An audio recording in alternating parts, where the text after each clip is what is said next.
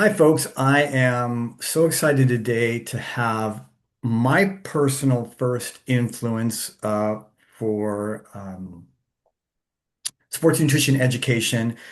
Uh, when I was A certified and NASM certified as a personal trainer, I actually read Dr. Kleiner's book, Dr. Susan Kleiner, who was kind enough to join us today, twice. Once to for continuing ed for my ACE certification, and once a few years later for um, the NASM. And actually, I read it a third time before I went to grad school to refresh myself with the concepts and such a great style of communication, and you folks will get a sense of that today. And so I'm gonna just get started with questions for Dr. Sue, as she likes to be referred to by most. And so we'll start with this question. Dr. Sue, what do you think is the most common and consequential belief among older athletes? Because, we think a little differently than some of our younger counterparts, that undercuts or confounds their fueling and training efforts. Well, first of all, Dan, thank you so much for inviting me on today. It is great to be here to meet you, and I love hearing these origin stories. It gives great pleasure and satisfaction to me Oh, that I have contributed to someone else's life. So, absolutely. thank you for sharing that story. So, Sure. I'm among us. Who are older athletes, and I have lived from youth all the way to now in this world of sports nutrition and the changing environment that we have in our own bodies. Which, because we stay physically active, we maintain a pretty high level of fitness, which does us well as Right. we age, for sure. The probably most common misconception doesn't change that much from youth to sort of a master's athlete, and that's underfueling. People don't eat enough, and there is this idea that, well, it's a theory of anti-aging, of eating below your caloric need. Right. When we're younger, we don't eat enough because we just don't know how much we need to eat if we are physically active and how to get there. And then as we age, if we've stayed on top of the popular literature, somewhere along the line, you've tripped over caloric restriction as an anti-aging strategy. And that works really well, perhaps for mice. We know that for sure. We don't know how well it actually works for humans. And if it does, it's based on sedentary humans. It's not based on highly active, physically active individuals. And so if you are under fueling and you're physically active, you cannot recover. You lose your resilience. If we think to the next most likely theory of aging that you've also tripped over, which is what's happening with your mitochondria, and are you clearing out your dead cells, autophagy? Are we able to sort of clean out around ourselves and among ourselves to make room for new cells and the distribution of all the nutrients and compounds within the body? If you don't have the fuel to do that, then you cannot recover, you cannot be resilient, you cannot clean out anything. And so, um, and there is some question about what are the fuel needs of a master's level or an older physically active human, because we don't really have data on that. We have aging data Right. on the average population, which is not you and me and Right. your listeners. And so, you know, what is absolutely clear is that dietary restriction Unnecessary dietary restriction causes breakdown. Right. We become catabolic instead of anabolic. And the idea that you can't be anabolic as you age is absolutely wrong. We may Right. be slow, we may be growing differently, but we're not dead. And so I have a recent story that we can go into later, but I have grown new bone, frank new bone with DEXA measurements between 64 and 68 years old. And Wow. every physician I've talked to said, you know, you're not supposed to be able to do that. And my answer is, why aren't you asking me what I'm doing? Right. And Exactly. so it doesn't mean we can't. It means it's slow.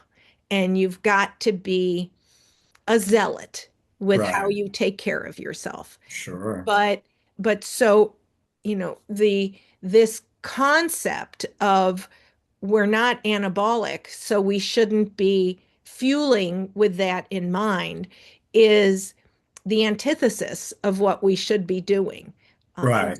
so that is the most common misconception among all athletes, but certainly people who are super fitness minded, Right. read everything, get into everything. They think they need to eat less, not more. And that's a problem. That's wonderful. I'm so glad that you painted such a vivid picture because it's so much quality of life, especially as we get older and we want to maintain the capabilities that we did, especially if we've been athletes for decades, has everything to do with performance capacity. And people get hung up on some of the images that are held up to us, at least implicitly, as some ideal to shoot for in terms of body composition, without any really clear idea about the timing Right. and the specific protocols that they're going through for a very limited amount of time. And maybe they peak at the right moment. Maybe it's an athlete, maybe it's a movie star or whatever, but then how abrupt those shifts are, they take their toll as well. Right. And maintaining practices that allow you to preserve the quality of the performance, that's actually completely in line with getting all the micronutrients and the right balance of the macros. And I really always want to put an asterisk by that because the sources of those particular macros and the macro splits to me are really more important. I want my clients to understand that honestly, I boil it down to for most of my clients, they need a broader variety of vegetables and they need a broader variety of protein because secretly I want them to eat a higher percentage of both of those as a general rule. Of course, I have some clients that are, really culturally or just their family orientation is they eat a lot of vegetables and they have a broad variety of plant and animal-based Hmm. protein sources, but very few of my clients really build their diets around that and ensure energy sufficiency. Mm. Hmm. And, it's so the fact that you can overshoot with um, really a lot of latitude to pull back when you want to, but if you undershoot, that's it. You got what you got out of that tank of fuel, right? Right. Right. Okay, sorry, I said I was going to stay out of here, but I'm just fascinated by your approach and the thought processes. And Uh, just to add a sure. little bit more, so there are always times in all of our lives where either for a performance purpose or for an aesthetic purpose, we want to cut a little bit, right? We're sculpting our body perhaps for an aesthetic reason. It could be I'm going to be mother of the bride and I Right. want to get into a dress. Or it could be, I've got this particular, century ride coming up Yeah. and I want to weigh a little less and drag around a Right. little, have a greater power to weight ratio. Right. Correct? Right. So, how do you do that in the midst of training for a competition? How do you do that? So I have a story, and it's also one on my website. I think it's a video that's up there from the Hilliard. I received an award from Texas A&M. It's kind of the TED Talks Oh, of the exercise performance world.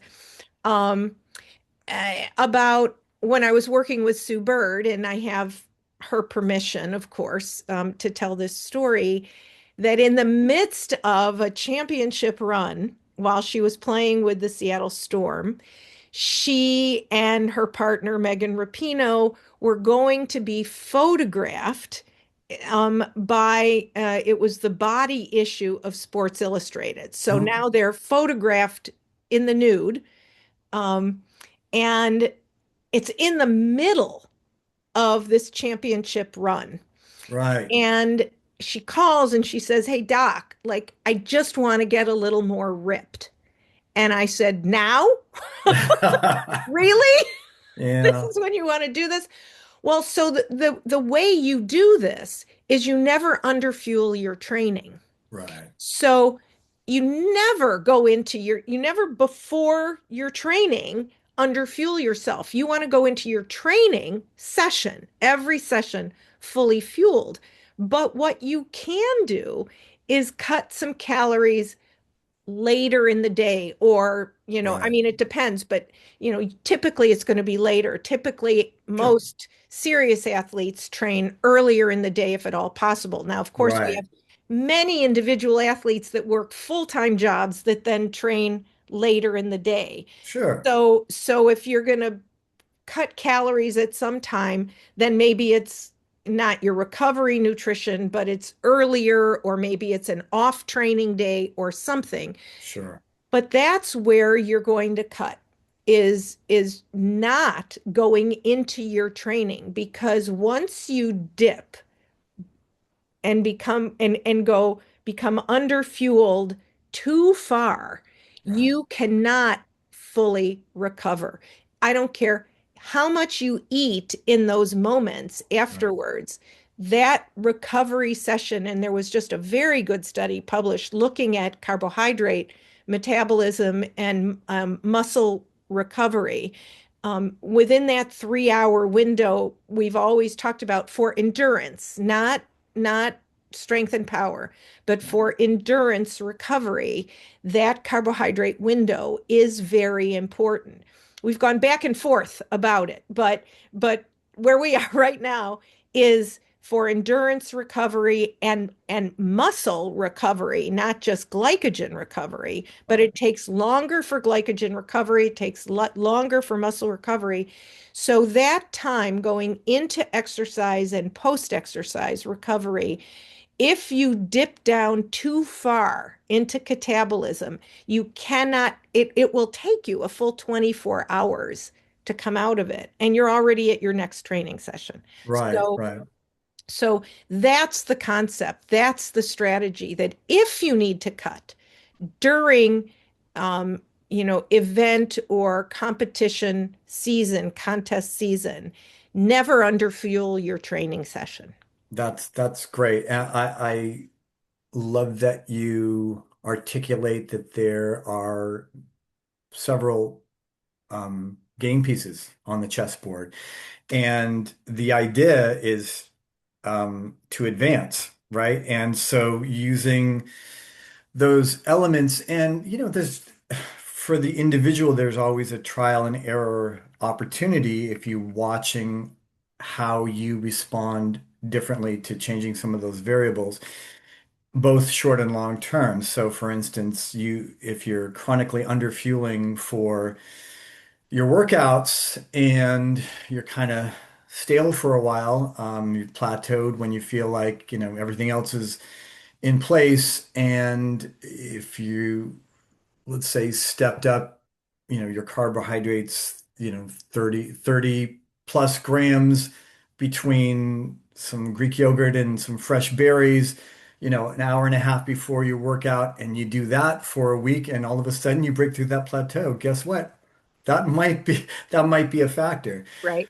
Right. So Exactly. yeah, and I find on my end of it too, and I learned when the NSCACS was my capstone from a master's program. Hmm. And it was there that I learned that for NCAA athletes, average age mid to late 20s, across all sports, I the the ideal body fat percentage for these athletes were 15 and 20 for males and females, respectively, and that you've got guys trying to hit sub 10 and carry that around. And of course, there are genetic, familial, Right. differences. And for females who it's like, oh, I'm 22, that's fantastic. 22, 24, you're great, But there's this whole idea that unfortunately fewer of my peers than I would hope have not aged out of this idea of body acceptance and the fact that we kind of carry it differently as we get older, maybe subcutaneous versus intramuscular, but also just get loosens up and gravity and all, right? So one of the things that I I I have clients, female clients who will go, "Oh, look at this." And I said, "Okay, now tense it up." Right? And then I said, "That's skin and a tiny little bit of body fat that you need for thermoregulation and to absorb fat soluble vitamins and for brain health."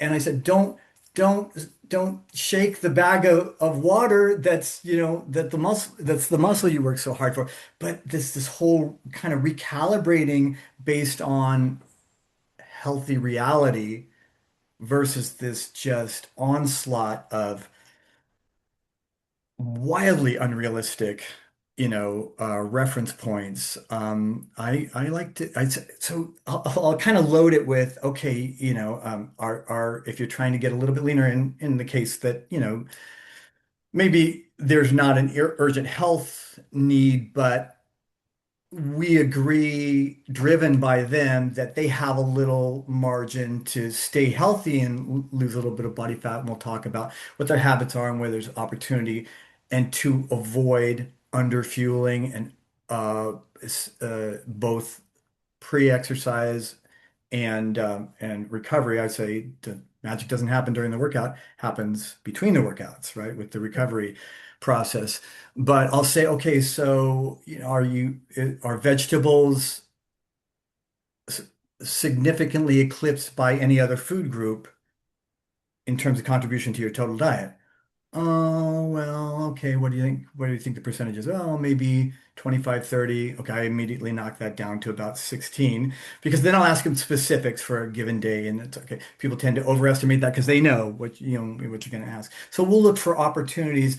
And so I'll mention a couple of different things and, emphasize the post workout, energy sufficiency and micronutrient density and adequate post-workout protein. And I said, and then you know what the other thing you should probably do?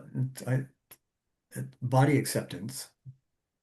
That's a really important ingredient too to the whole So I equation. talk about, you come out of the finance world. Right, Many of your clients and followers, I'm sure, come out of the business world. right. In nutrition and exercise, and in my world, we need to have a growth mindset also. Totally. Okay. So I want people to think about what they need to eat, not what they can't eat next. Right. You need to have a growth mindset because I am actually in the pro-aging camp. Anti-aging doesn't make any sense to me. We need to we're going to keep aging. If we're not, the alternative is not acceptable for me at the moment. Right. And so I want to promote my growth as I age, to continue to be strong. Right. And that takes, as I said, fueling yourself well, you're eating well, doing strength and power exercise as well as your endurance exercise and your flexibility and everything else and your mental exercise. And Right. so all of this needs to be focused around a growth mindset. And if you accept that, then some of the changes that happen in your body, for me, are badges of honor. I have taken such good care of myself all these years that I am here to show for it. Right. And um, I'm not going to look like I did when I was 20. Well, I'm We're not not 20. supposed to. And why am I comparing myself to Right. someone who's at least 2 decades? I mean, most people look 2 decades younger than themselves. And Right. so, what did I look like in my late 40s? Who cares? It's Right. got nothing to do with who I am now. And And the last thing is, if you want to take advantage of the body, the surgical changes that can happen for a man and or a woman, the things that are available to us, if you want to do that, then go for it. Do what you want to do to make yourself happy. However, um, I I am capable, and maybe it's because I've sort of grown up in this world of accepting my body as it is and knowing that what I care about mostly is my function Right. and what I can really accomplish. And can I say honestly, and I was born with great genes that I had nothing to do with myself. All I can do is ruin them or Right. take advantage of them. But other than that, I have what I have. I'm pretty strong and healthy because I've done the work to be there. And for my clients over the years, especially my female clients, but I worked with a lot of physique athletes. And so clearly it's a gender neutral competition. Right. And it really coming out of that world, retiring from that world, and trying to enter greater society is very difficult. Sure. And the psychological barriers to body acceptance are very high. And so my work has always been in in looking forward and not looking back. And I think as Wonderful. we continue, if you're lucky enough to age, then then keeping your eye on the ball, which is functionality, independence, Right. and and functionality in mind and body, um, and the experiences that we continue to have and the relationships that we continue to carry with us, those are the things that are the end game. Um, that changes over Right. decades. And Right. as we are 60 plus, which is kind of what you were asking me about in when you sent the questions, that's the end. What really is your end game? Is it that you at the end you didn't have, I don't know, that your arms looked the way you wanted them to look, or that you felt the way you wanted to look, that you could interact with the world the way you wanted to? I think to me, um, it's the terms are stark in that way. Definitely. And to think in that way and not get trapped into the um, it's particularly our Western society that has Yeah. this, right, that gives um, youth this very special sheen, whereas in many other cultures around the world, it is the aging that Right. is that you aspire to. So, and that you respect. And so it really, once you recognize how cultural it is, how culturally centric that is, Right. Right. I think it becomes easier to change your mind and your point of view. That it isn't a human nature, Right. it's cultural centricity that is doing that influence. So I think that's part of it. And so um again, that growth mindset to me is what it's all about. I love that you phrased it as a growth mindset because the idea of growth now takes on a much broader, potentially multifactorial quality to it. And for me and the community that I do my best to serve, one of the surprises over time as I've attracted more committed fitness focused clients and those who really are more interested in nutrition as a critical foundation for performance as opposed to just something that you do and maybe is partially or mostly pleasure or ritually driven, Mhm. but really thoughtfully and deliberately planned at least framework to operate from, that the surprise becomes the more consistent you are with the practice and the more um, skilled and you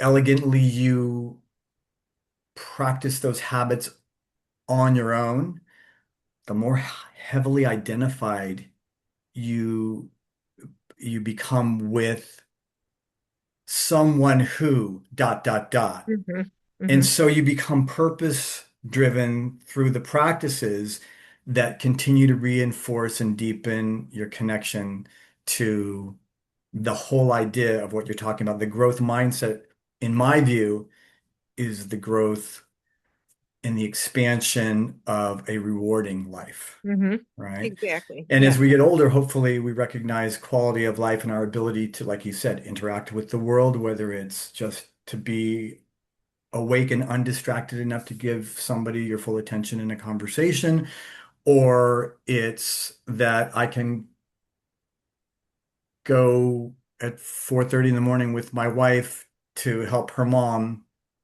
out of her bed because she's got a couple of bad knees, and my wife who's 53 and I'm 63 at least for a couple more months.